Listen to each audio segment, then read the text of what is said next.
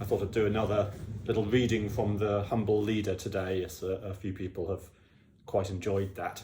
And we're here with the hatches battened down with the storm coming in, so it's a good day to sit down with a book. This is a little bit from the first chapter, which is about winning.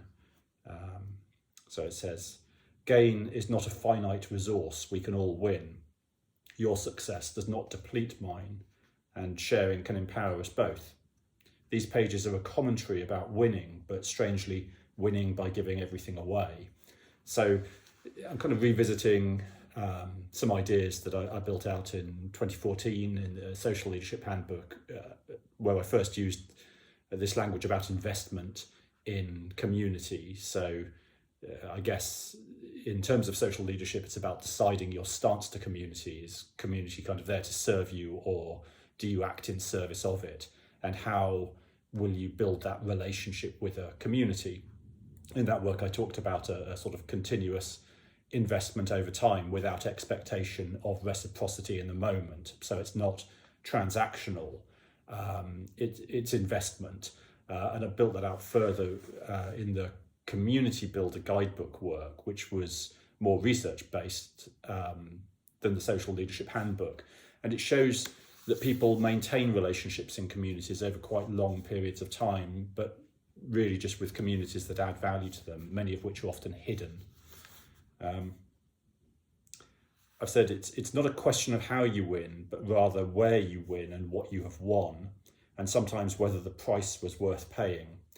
This, I guess it ties into a sort of contemporary narrative about purpose and responsibility, something which I think is quite important, understanding that we are accountable in many different ways. Again, last year I explored this through the work on imperfect leadership. How can you make decisions when to do so will always cast a shadow? And very often, I think, especially in leadership roles, we're called upon to make decisions where the shadow will always fall somewhere. We either have to be true to the organization, or true to our core values, or true to a team or our family, and there's always a cost. So what I'm trying to explore in that chapter, and I think is an important part of reflective practice, is this notion that there's always intention, there's always action, there's always impact, there's always a cost.